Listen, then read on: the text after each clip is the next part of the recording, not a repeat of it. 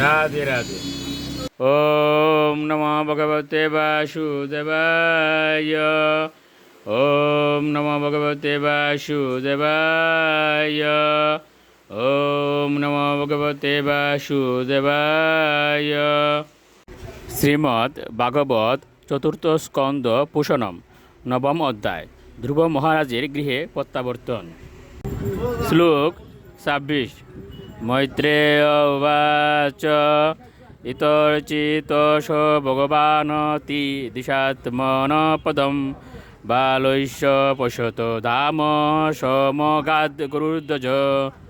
অনুবাদ: মহর্ষি মৈত্রেয় বললেন, বালক ধ্রুব মহারাজ দ্বারা পূজিত এবং সম্মানিত হয়ে এবং তাকে তার স্বীয় দাম প্রদান করে ভগবান শ্রীবিষ্ণু গরুড়ের পিঠে আরোহণ করে তার স্বীয় দামে প্রত্যাবর্তন করলেন। শ্লোক 27।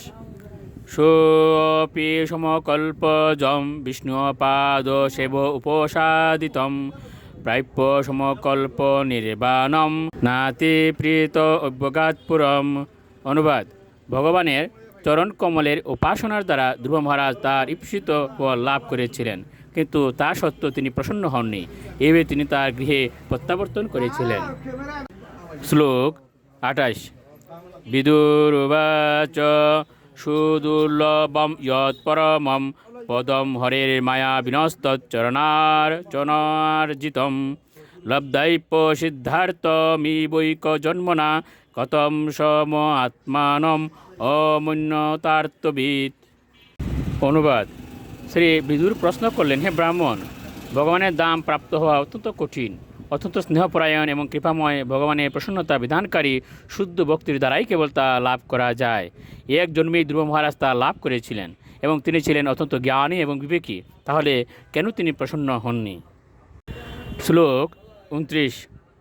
মৈত্রেয় উবাচ মাতুষপত্না ভাগবানৈরিদি বিদ্যস্তু তান স্মরণ নৈচৎ মুক্তি পথের মুক্তিম তস্মাত্তাপম উপেয়িবান।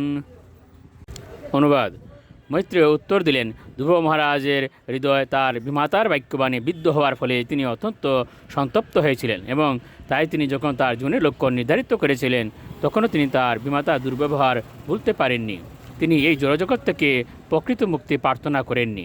তাই তার ভক্তিতে আকৃষ্ট হয়ে পড়েছে ভগবান যখন তার সামনে এসেছিলেন তখন তার অন্তরে জড়বাসনার জন্য তিনি লজ্জিত হয়েছিলেন। শ্লোক 30। ধ্রুব উবাচ সমাধিনা নৈকবেন যৎপদম বিদুষ নন্দ আদয় ঊর্ধ্বরেতস মাশৈরহম শরবীরমুষ্য পাদয়ুষ ছায়াম উপেতাপগত পৃথকমতিহ।